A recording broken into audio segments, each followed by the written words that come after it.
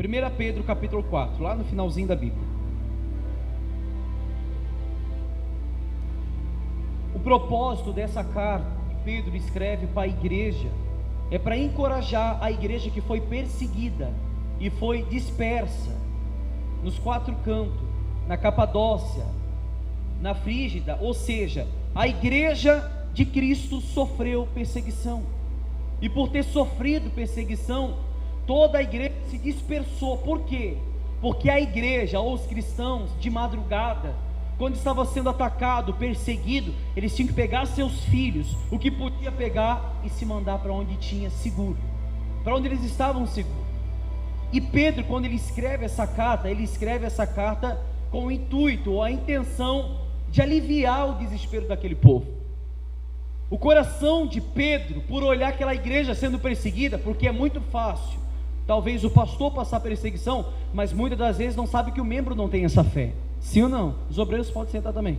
É como eu sempre falo, a perseguição vai vir, e muita gente está dormindo e acha que é mentira.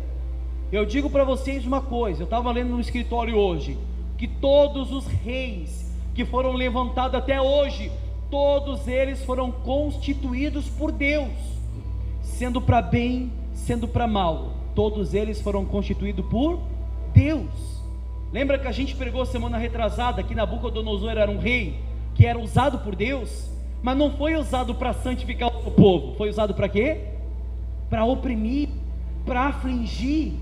E a igreja evangélica brasileira vai ter que passar pelo fio da espada, vai ter que passar pela paneira. A igreja está brincando muito de evangelho. É como eu sempre falo, muitos talvez não vieram para a igreja por causa da chuva. Imagina o dia da perseguição, meu amigo. Aí vai se revelar os verdadeiros cristãos, aí vai se revelar aqueles que são de Deus. E Pedro, no começo da carta de 1 Pedro, você não precisa abrir até, que nós vamos falar do capítulo 4. Quando Pedro, no começo, ele escreve essa carta, ele inicia expressando o consolo daquele povo desesperado por causa da perseguição. Toda essa carta de Pedro foi especificamente entregue ao povo disperso, ao povo que estava sendo perseguido, ao povo que teve que fugir pelo desespero. Nós da Igreja Sem Mácula, há muito tempo nós estamos falando que a igreja, demore o tempo que for, mas vai ter que passar pela perseguição. Prepare o seu coração, prepare você cristão mole, você cristão que falta por qualquer coisa, você cristão que sai da igreja por qualquer motivo, prepare o seu coração, porque se você já falta ao culto por causa disso, imagina o dia que a igreja ser oprimida, meu Deus. Imagina o dia em que a igreja ser oprimida por ter pregado a Cristo, porque respiramos a Cristo, porque anunciamos a Cristo. O cristão mole vai na mesma hora entregar a sua fé e dizer: eu renuncio, eu não quero mais esse caminho, eu quero continuar vivo. Nós sempre falamos que na igreja cristã, sentado no banco, há muitos membros que estão sentados aparentemente vivos, mas estão mortos, meu Deus. E no dia da perseguição, muitos falaram assim: eu quero continuar vivo, mas mal sabiam eles que estão mortos, por negarem a Cristo, por negarem o autor da fé, por negarem aquele que trouxe vida onde não tinha mais vida. Eu sempre falo, nós não podemos negar aquele que nunca nos negou. Se nós estamos aqui, é pelo privilégio de Cristo ter nos dado o acesso ao Pai. Nós aprendemos isso na quinta-feira, pela justificação. Se nós estamos aqui hoje, meu amigo, é porque nós somos gratos a Deus, porque Ele nos libertou de nós mesmos, Ele tirou nós do lamaçal do pecado, Ele tirou nós da nossa enganação própria, da concupiscência do engano, da mente cauterizada. Ele tirou a gente daquilo que aparentemente o homem é impossível de ser regenerado por si mesmo. Nós não podemos produzir salvação. Nós falávamos isso na quinta-feira. É impossível que o homem por si mesmo, ele pode dizer assim: eu vou ser salvo porque eu sou uma boa pessoa. Quando eu olho para Romanos, que diz o quê? Que não há quem faça o bem, não há um sequer, todos se extraviaram e carecem da misericórdia de Deus, todos. A Bíblia diz que salvação é dom de Deus, é dom dele, meu Deus. Então o homem não pode produzir salvação. E se estamos aqui, não é pelo nosso mérito, não é porque nós queremos, é pela misericórdia de Deus na nossa vida.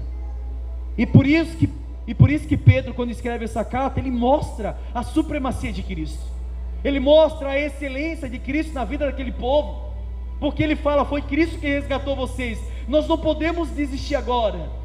Foi Cristo que regenerou vocês, nós não podemos olhar para trás no momento em que nós já temos dado os nossos passos largos em direção à salvação, meu Deus. Nós temos que continuar firmes, nós temos que continuar com a base forte que é Cristo na nossa vida. Nós temos que olhar para as Sagradas Escrituras. Quanto mais de Cristo, menos desejo do mundo.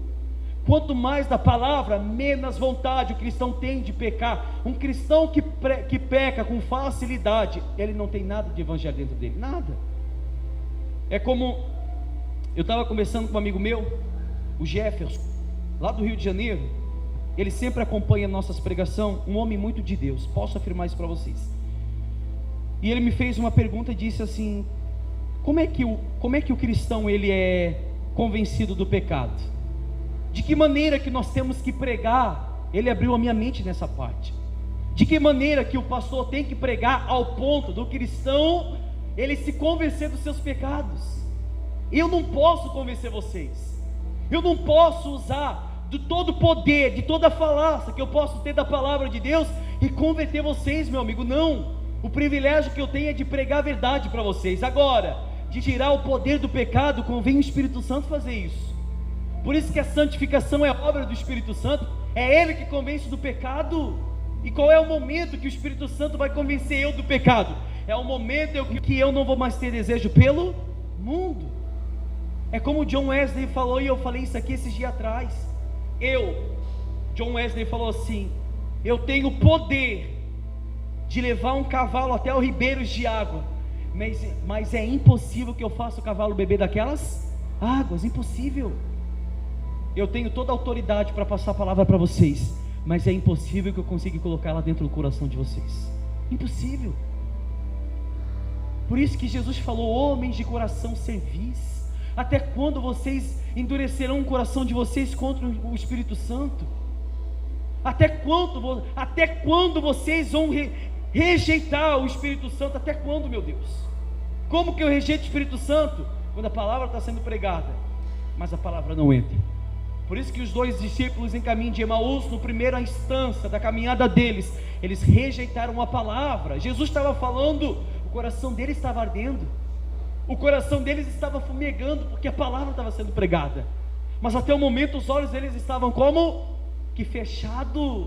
Eles não viram Cristo do lado deles, mas depois que Cristo parte o pão, a Bíblia diz que os olhos deles se abrem, e quando se abrem, que eles enxergam Cristo, na mesma hora Cristo some, desaparece. Aí um fala para o outro: por acaso não ardia dentro da gente quando ele falara das Escrituras? O coração ardia pela palavra, pelo Evangelho, meu Deus. Um cristão bem firmado na palavra, ele não desiste por nada. Pode cair o mundo sobre ele pode passar por qualquer tipo de problema, qualquer tipo de dificuldade, mas ele permanece, ele continua, porque ele sabe que não tem nada que se compare à glória que está por vir na vida daqueles que creem em Deus. Não tem nada que se compare, nada se compare àquilo que está preparado para todos aqueles que amam a Deus. Pastor, vou passar perseguição, mas continua, persevera, insiste no caminho. Pastor, vão perseguir a mim e a minha família. Jesus falou: perseguirão a mim, vão perseguir vocês também. Que privilégio, meu amigo, ser o primeiro mártir do Brasil. Que privilégio ser o primeiro homem martirizado no Brasil. As portas se abrirem para o martírio, e a igreja cristã brasileira começar a ser morta a fio da espada, e a igreja brasileira evangélica começar a ser perseguida, e os verdadeiros cristãos no meio dos lobos falarem: eu não posso rejeitar a Cristo, aquele que me deu vida. Não podemos rejeitar Ele, nós vamos continuar no caminho, amém? É isso que Pedro estava passando para aquele povo. Se você for ler a carta de 1 Pedro, no capítulo 1, do versículo 6 e versículo 7, Pedro ele compara a perseguição sendo tão valiosa como o ouro puro, como o ouro sendo o ouro perecível. Ele fala para o povo assim: pessoal, vocês vão ser perseguidos, mas isso é mais valioso que o ouro perecível. Não tem nada que se compare à perseguição do verdadeiro cristão, nada. A vida do cristão, ela se compare na terra hoje. Ou muitos evangélicos dizem que Cristo te chamou só com uma vida estável, uma pessoa com uma vida de bonança, uma pessoa com status bem conhecida, mas Cristo compara a perseguição muito mais valiosa do que o ouro perecível. Ele te chamou para ser perseguido, Ele te chamou para você sofrer as consequências do Evangelho, e o cristão verdadeiro vai sofrer. Pastor, estou sofrendo perseguição porque eu estou pregando a Cristo, e da maneira correta. Meu amigo, bem-aventurados são vocês, bem-aventurado é vocês. Pastor, estou pregando a Cristo na minha empresa, eu estou sujeito a ser mandado embora. Nem que seja mandado embora, mas não negocie a sua fé. Amém? Pastor, estou perdendo amigo, estou perdendo familiar, tem gente que não olha mais para a minha cara. Nós não vamos negar Ele, não. Amém? Cristo nos nossos lábios, mas primeiramente no nosso coração. Nós vamos demonstrar esse Cristo para as pessoas. Nós vamos mostrar aquele que nos libertou dos nossos pecados, aquele que restaurou a nossa vida no Calvário, no Monte Gólgota, aquele que nem mesmo o Pai, olhando para Ele naquele momento de aflição, naquele momento de desespero, que Cristo olha para Deus e disse: Deus meu, por que me desamparaste? Deus meu,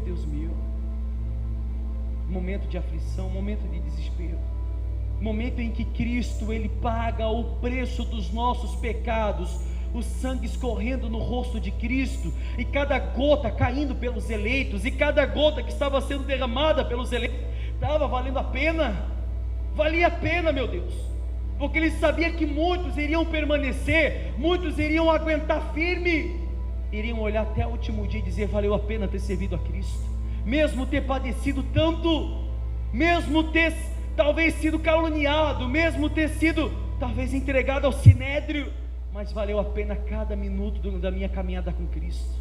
O cristão verdadeiro é assim.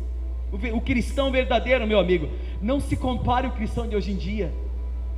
Os mártires do passado, como a gente sempre fala, os mártires do passado, seu sangue tombavam nas ruas, eles entoavam louvores a Deus, glorificavam ao Pai: bendito seja aquele que vem em nome do Senhor. No momento da perseguição, no momento em que os leões dentro dos coliseus estavam devorando os seus filhos, no momento em que seus filhos estavam sendo entregues como trigo vivo, meu Deus, como pão perfeito a Deus, eles entoavam louvor, eles cantavam cântico a Deus, mas eles permaneciam, porque eles sabiam que a coroa que estava proposta para eles era muito maior do que os dentes dos leões e os dentes das feras que estavam consumindo aqueles homens, muito maior. Será que nós possamos se comparar aos mártires do passado? Será que nós possamos se comparar à doutrina apostólica, aos apóstolos, ou aqueles homens do passado que morreram ao fio da espada, mas nunca negaram a Cristo? Hein, pessoal? Será que nós possamos se comparar à patrística? Será que nós possamos se comparar ao Santo Agostinho? Será que nós possamos se comparar a Clemente de Roma? Todas as patrísticas do passado que sofreram perseguição. Temos que aprender muito a ser cristão. Temos que ser cristão de fato e de verdade, e não cristão campanheiro. Estou todo domingo porque eu quero levar nas minhas costas uma mensagem de Cristo, porque a minha família é cristã, é evangélica, eu quero estar dentro da igreja. Não, meu amigo, cristão vai muito além do que pensamos ou imaginamos. Por isso que eu creio que a geração mais perversa e pior de evangélicos, sua prioridade é Cristo, você vai buscar mais de Cristo. Sua prioridade é Ele, então quanto mais você buscar dele, mais Ele vai regenerar você do seu velho homem. Sua prioridade realmente é Cristo, que morreu naquela cruz por você, como você fala. Se você é um eleito, um predestinado, segundo a presciência de Deus, segundo a eleição, para que permanecesse firme. Será que Cristo morreu por você mesmo? Pastor, Cristo morreu por mim. Se Ele morreu por você, você vai morrer por Ele. E morrer por Ele não significa apenas no dia da perseguição. Você mata as suas vontades, os seus desejos. Você mata o que grita dentro de vocês, o seu maligno coração. Essa é a morte que muitas das vezes a palavra enfatiza, de um cristão que morreu por Cristo e morreu com Cristo, é aquele que mesmo o mundo gritando dentro dele, ele não negou a fé. Mesmo o mundo tentando ter lugar dentro dele, ele não negou a Cristo. Mesmo o diabo lançando dardos inflamados do maligno, ele continuou na fé, ele continuou de pé, ele continuou tendo Cristo no seu coração e nos seus lábios. Amém, pessoal?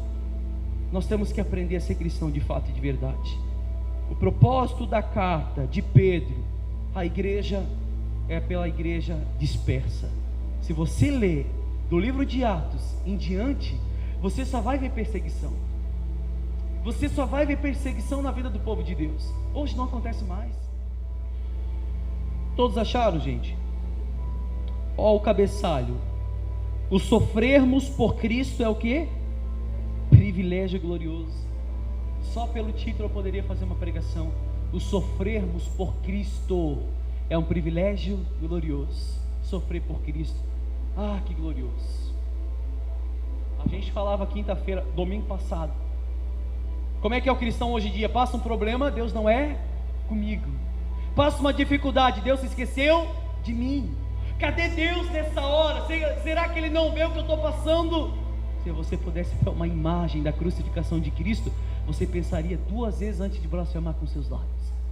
Se você pudesse olhar 1 minuto, se Ele pudesse passar na sua mente, a olho nu, você enxergar o que Cristo passou por você, você pensaria 2 vezes antes de blasfemar contra o seu rei. Por isso que Pedro falou assim: eu quero ser crucificado de cabeça para baixo, porque eu não sou digno de morrer como o meu Cristo morreu, não. Olha o prazer dele, do sofrimento dele. Olha o privilégio que Pedro estava passando. Todos os discípulos, fora João, que morreu por velhice, mas todos morreram martirizados, ao fio da espada, apedrejado. Como a gente sempre fala, Paulo foi decapitado, Tiago foi morto à espada, Estevão foi apedrejado. Será que nós temos fé para suportar isso, pessoal?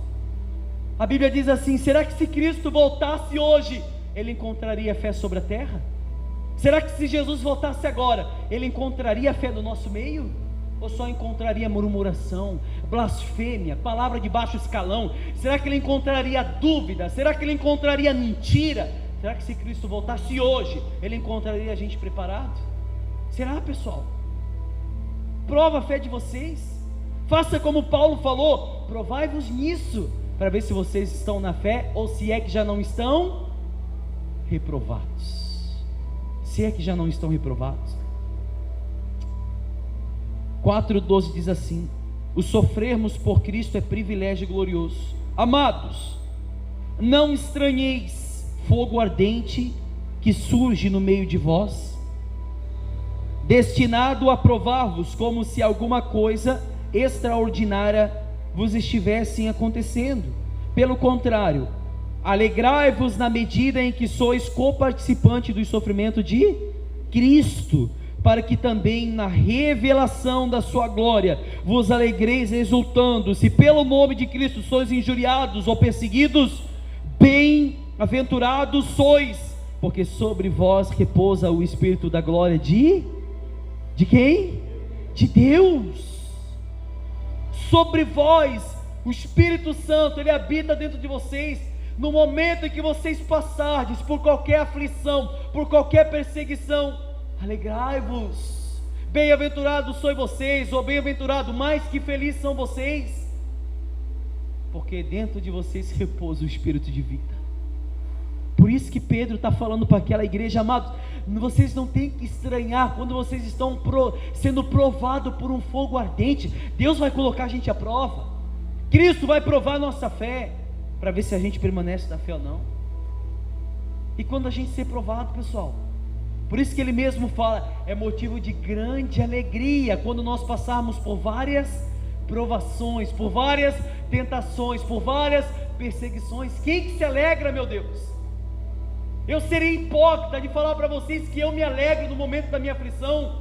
Eu serei hipócrita de falar para vocês que eu me alegro no momento da perseguição. Não, mas eu deveria me alegrar, eu deveria exultar e cantar louvores a Deus, porque eu estou sendo perseguido por Ele. glorioso será aquele que vai sofrer por Cristo.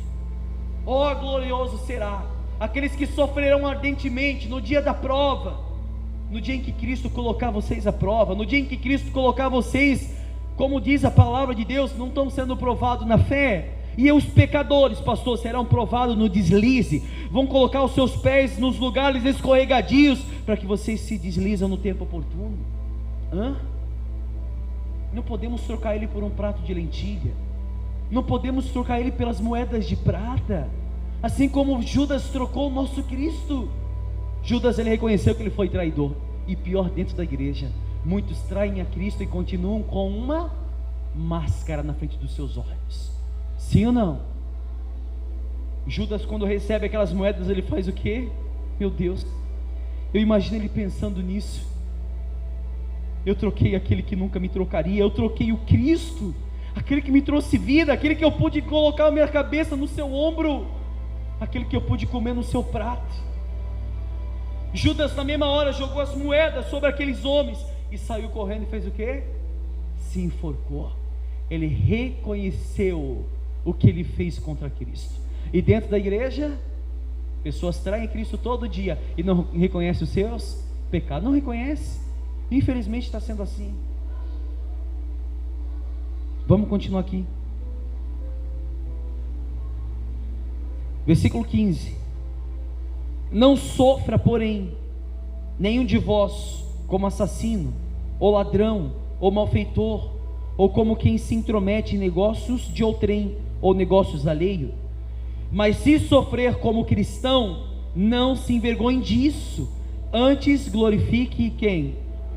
Glorifique a Deus com esse nome, porque a ocasião de começar o juízo pela casa de Deus é chegada. Ora, se primeiro vem por vós, qual será o fim daqueles que não obedecem ao Evangelho de Deus?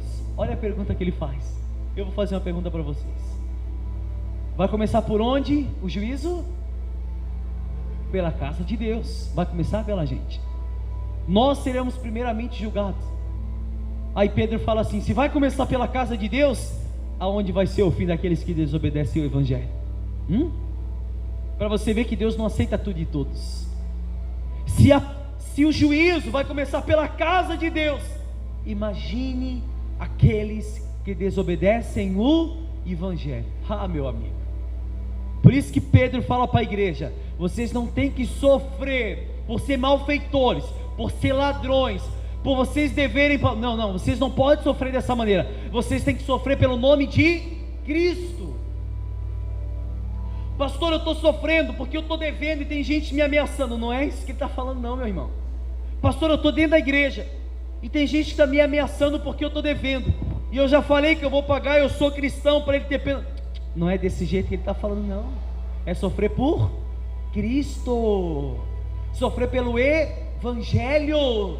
Você está pregando a verdade na sua casa, você está pregando a verdade na empresa que você trabalha, e se levantou pessoas contra vocês, se regozija. É dessa perseguição que ele está falando.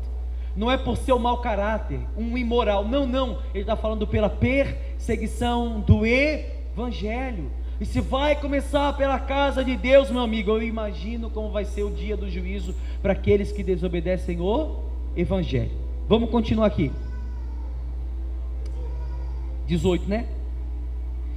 Diz assim: e se é isso aqui é principal, guarde no seu coração. E se é com dificuldade que o justo é salvo, se é com o quê? Dificuldade que o justo é salvo, onde vai comparecer o ímpio? Sim, o pecador. E aí, pessoal? Se é com dificuldade, se é difícil o justo ser salvo, aonde vai padecer a alma do pecador? Aonde vai padecer a alma dele? O reino dos céus é tomado por esforços, por violência. Se é difícil, olha para a situação da igreja hoje, por faltar devido à condição do tempo. Agora imagina como a Bíblia fala aqui: é difícil ser salvo o justo, é difícil o justo ser salvo. Aonde vai padecer o homem do pecado?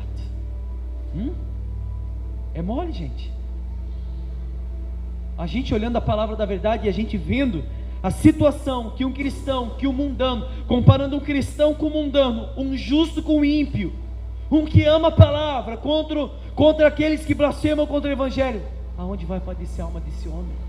Por isso que nós temos que estar firmados na verdade, nós temos que estar firmados na palavra, para que no momento da perseguição, no momento em que nós somos perseguidos, nós não venhamos entregar o ouro que Cristo, pelo evangelho dele, tem dado a gente.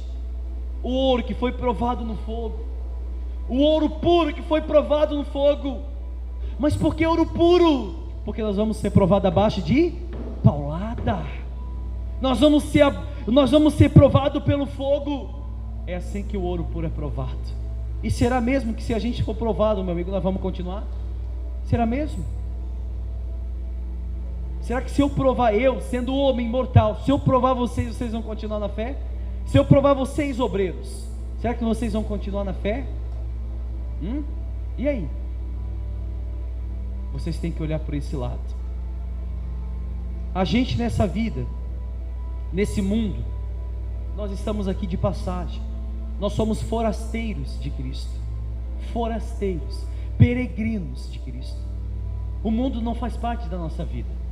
O mundo jaz do maligno. E se nós somos cristãos, nascidos de novo, do Espírito, nós estamos em terra estranha. Se nós somos nascidos do Espírito, se nós somos regenerados, e o mundo jaz do maligno, nós estamos nessa terra para sofrer mesmo. Nós estamos nessa terra para padecer mesmo. Porque se o mundo jaz no maligno, nós somos nova criatura, meu amigo, nós temos certeza que nós vamos estar andando em contramão do mundo. Será que você está sendo aplaudido pelo mundo? Ou será que o mundo está olhando atravessado para vocês? E aí, pessoal? A perseguição vai acontecer, mas poucos são.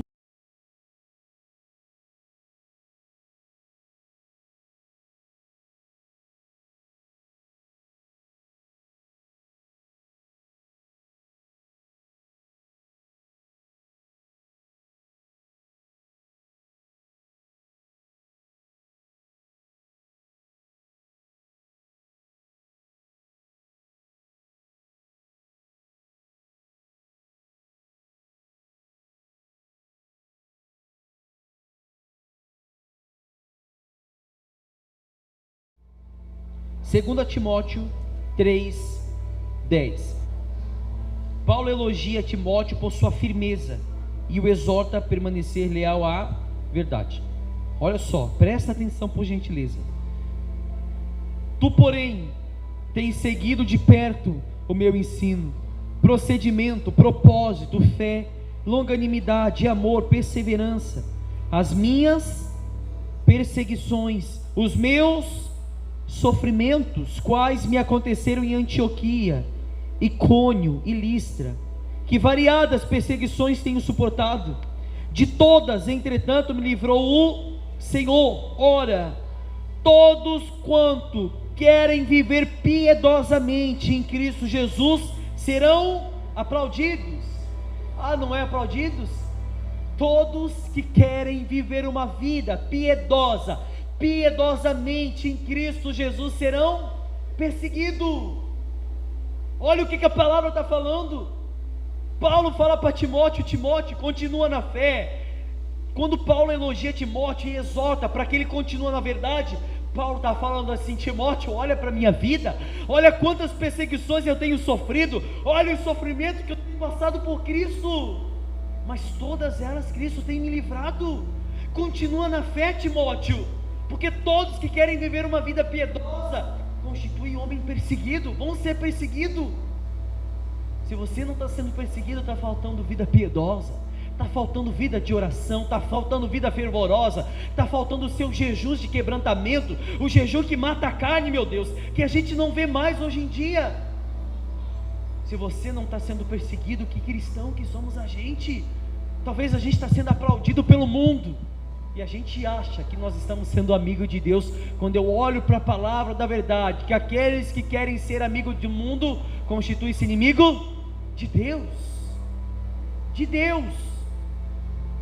Quando você se torna amigo do mundo, o que é amigo do mundo? Amigo dos deleites, amigo dos escarnecedores, até daqueles que fazem mal, porque a Bíblia diz em Salmos capítulo 1: bem-aventurado o homem ou varão que não se assenta na roda dos escarnecedores e não se detém nos caminhos dos pecadores.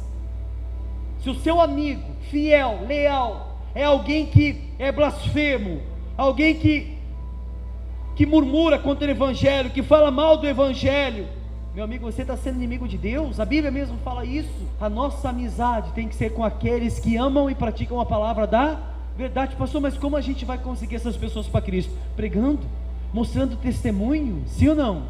Mostrando através da nossa vida. Quando você olha para a igreja no livro de Atos, você vai ver que a Bíblia fala no livro de Atos, de capítulo 3 em diante, quando Pedro ele prega o sermão do arrependimento, que foi o sermão das 3.000 almas, quando ele prega, todo aquele povo atônito ouviu o Evangelho de Cristo e se converteram, e falaram: Pedro, ô irmão Galileus, o que a gente tem que fazer para continuar nesse caminho? Pedro fala: arrependei-vos e sejam batizados pelo Espírito de Deus. Ali toda a igreja continua forte, unânime, unida no Evangelho. Eles estavam firmes na fé, continuando a pregação do Evangelho, se santificando na verdade. Eu vou perguntar uma coisa para vocês: o que um homem mundano, pecador, pode te oferecer? Hein, pessoal? Nada. O que a gente vai querer com essas pessoas, meu Deus? O que a gente vai querer sentar numa mesa de um bar, porque nós conhecemos tal pessoa, é um amigo nosso, estamos lá sentados com eles? Estou jogando conversa fora, pastor. Era o momento que você poderia ganhar essa alma para Cristo. Eu vou voltar a frisar uma história que eu contei há muito tempo aqui. A Igreja Católica, após a Segunda Guerra Mundial, e quando houve a Segunda Guerra Mundial, e os soldados que se salvaram, os padres falaram assim: olha, sabe o que a gente vai fazer para ganhar essas pessoas para a igreja? A gente vai, como Paulo disse, se fazia de louco para conquistar os loucos. Aí os padres iam até o encontro desses soldados, depois dos soldados ter voltado da guerra, sentados nas mesas de bares, tomando as suas bebidas, os padres estavam fazendo a mesma coisa. Vou fazer igual para ganhar eles. Acabando, os padres se perderam e não conseguiram converter aquelas pessoas.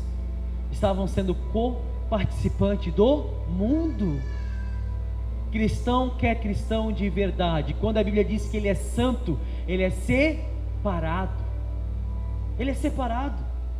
Como é que o mundo vai ver o diferente? Quando eu não pratico as mesmas obras que o mundano, quando eu não compactuo com os mesmos erros que o mundano. Eu sou diferente, eu sou de Cristo, as minhas obras são diferentes, as minhas obras são boas. Não produzimos salvação, não, mas um homem salvo caminha com passos de salvação. Lâmpada para os meus pés e as tuas palavras, e luz para os meus caminhos.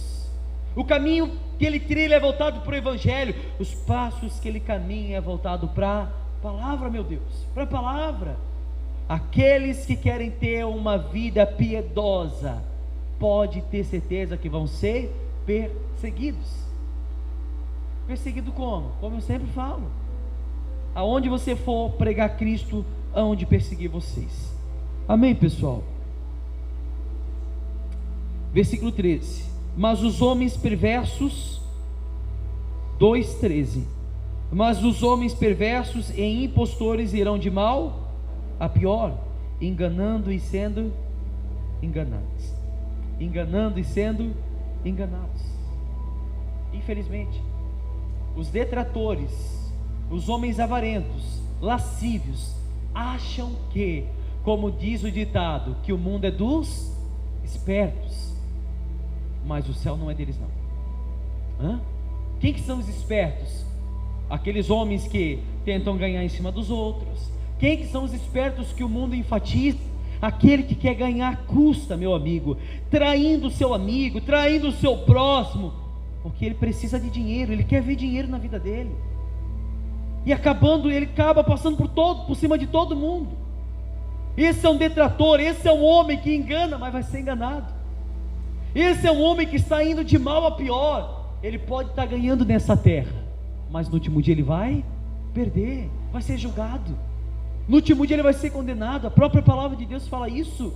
Aonde que vai se estabelecer o caminho do ímpio e o caminho do pecador?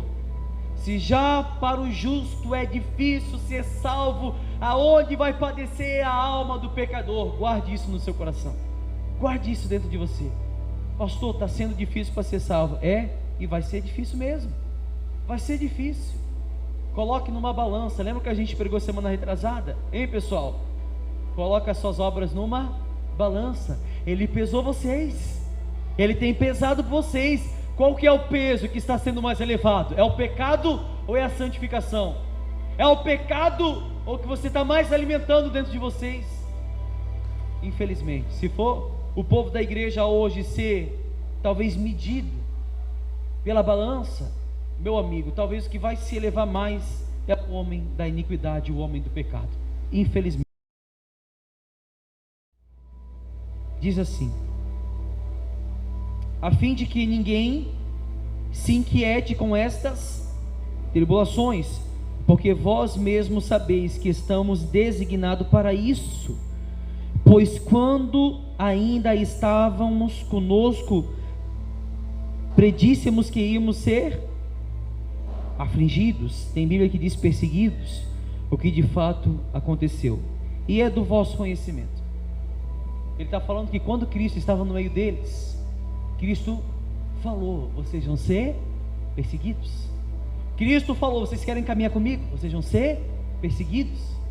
E Paulo está falando assim como ele falou, ele previu, assim vocês viram e reconheceram que vocês seriam perseguidos, e foram perseguidos. Paulo estava mostrando assim: vocês estão vendo, igreja de Tessalônica, vocês estão vendo que quer caminhar com Cristo? Vocês estão vendo que quer continuar na caminhada? É perseguição constante. A igreja do passado não tinha momento de descanso. A igreja do passado não tinha momento de silêncio. A igreja do passado era movida pela perseguição. Por isso que Tertuliano falava que o sangue dos mártires é a semente da igreja. O sangue dos mártires é a semente da igreja. Por que que a igreja parou de crescer? Porque os cristãos não estão sendo mais perseguidos. Por que a igreja estacionou, pastor? Porque a igreja não está sendo mais afligida. Por que que a igreja parou de cantar louvores a Deus? E por que que o mundo parou de ver Cristo no nosso meio? Porque a igreja parou de ser perseguida. Essa vai ser a marca da igreja verdadeira, a perseguição. Enquanto isso, se levanta, a cada esquina tem uma igreja, cada esquina. Se na nossa igreja aqui acontecesse a perseguição hoje, será que todo mundo aqui iria continuar sendo cristão, pessoal? Sim, pastor. Meu amigo, eu duvido. Meu amigo, eu duvido. Vocês já trocam a Cristo por um prato de lentilha, pelos seus desejos, pelas suas prioridades? Imagina pela perseguição. Vocês já trocam Cristo por qualquer coisa no mundo? Imagina pela perseguição. Era isso que Paulo estava falando aos Tessalonicenses. Assim como ele previu que a gente seria perseguido, assim aconteceu no nosso meio. Amém? Para a gente encerrar, Romanos 13:11 diz assim, ó o cabeçalho, o que está escrito aí? O dia está próximo. E digo isto a vós outros, que conheceis o tempo, já é hora de vós despertardes do sono. Tem uma passagem que diz: desperta, ó tu que dormes. Paulo está falando para a igreja romana: e digo isso a vós outros que conheceis o tempo, já é hora, é momento, meu Deus, o dia está próximo, desperta vocês do sono, porque a nossa salvação está agora mais perto do que quando no princípio cremos. Vai alta a noite e vem chegando o dia. Deixemos, pois, as obras das trevas e revistamos-nos das armas da luz. Andemos dignamente como em pleno dia, não em orgia, em bebedice, não em impudícias e dissoluções, não em contendas, em ciúmes, mas revesti-vos do Senhor Jesus Cristo, e nada disponhais para a carne no tocante às suas concupiscências. Ou seja, Paulo está falando para os romanos: o dia está próximo. Imagina quando vocês entraram na igreja, o pastor já pregava, o dia se abreviou, o dia está próximo. Imagina agora, pessoal, Quando você faz aniversário, você não faz mais um ano de vida, não. Você faz um ano a menos. Você faz um ano a menos. Paulo fala, vocês têm que se disponhar para a carne, no tocante à concupiscência dos desejos próprios de vocês. Vocês não podem dar ênfase à carne, ao ciúme, à bebedice, à orgia, meu Deus. Vocês não podem se entregar para isso, não. Vocês sabem que a carne grita para isso. Vocês sabem que a carne grita para pornografia. Vocês sabem que a carne grita para a bebedice, para o ciúme, para a ira. Mas vocês não podem dar ênfase para isso, porque o dia se abreviou, o dia está próximo. O dia da vinda de Cristo está tão próximo, meu amigo, que se fosse possível a gente enxergar, a gente estaria desesperado nesse momento. Desesperado, porque os sinais estão aí, amém? Os sinais são notórios. Nunca houve na história da raça humana uma pandemia que durasse tanto tempo como está sendo, sim ou não? Estão falando agora que aquele, eu não posso afirmar isso, mas estão falando agora lá na frente da ONU, que criaram aquela besta, viram lá, pessoal? Que seria a besta que traria a paz, é um símbolo da paz das nações, e a Bíblia fala sobre isso. Construíram na frente da ONU, das Organizações Unidas. E aí, se for verdade, eu não estou afirmando que é, mas se for verdade, hein, pessoal, tudo gira em torno disso. O que eu vou falar agora não é para colocar medo, não pasme você que tomou a vacina, tá? Eu só vou falar uma coisa para você poder pensar. Não estou falando mal de quem tomou a vacina. A Bíblia diz em Apocalipse que aquele que não tivesse a marca da besta não compraria e nem vendia. Hoje quem não tem a vacina tem em muitos lugares que não pode mais entrar, não pode vender, não pode comprar. Eu não estou falando que é a marca da besta, não bote na sua cabeça isso. Eu estou dando um exemplo, que se fosse, e aí pessoal, se chegar num lugar, como está acontecendo no aeroporto, aonde você chega, e se falarem assim, você tomou a vacina, não, então você não pode entrar, está escrito na Bíblia, sim ou não? E aí? Pastor, não, mas agora botou medo. Não, porque a marca da besta não vai ser algo que a gente vai poder enxergar. Por isso que eu não estou falando que é vacina, eu estou falando que se fosse, é para dar um exemplo para vocês poderem pensar, sim ou não? Se você chegasse num supermercado e visse o seu filho passar fome, e você quisesse comprar um alimento para o seu filho, mas você não pode, porque você tem a marca, como é que ficaria a nossa situação? Porque se ninguém vai poder comprar e nem vender quem não tiver a marca, o cristão verdadeiro não vai colocar marca. O cristão verdadeiro não vai ser marcado pela besta, sim ou não? E o seu filho vai passar fome, você vai passar fome, necessidade. Nós vamos morrer de fome, mas nós vamos estar muito mais vivos do que eles podem pensar ou imaginar. Amém, pessoal? É isso que está escrito na palavra de Deus. Guarde isso dentro de vocês, guarde esse evangelho dentro de vocês. É isso que eu tenho para passar para vocês hoje. Não era o que eu tinha preparado, eu tinha preparado somente Romanos, mas eu digo isso para vocês, e eu vou postar algo no grupo da igreja também, sobre a perseguição. Prepare você, que vai estar vivo no dia da perseguição. A perseguição vai acontecer. Amém? Vamos ficar de pé, aplauda Jesus bem forte, que Ele merece.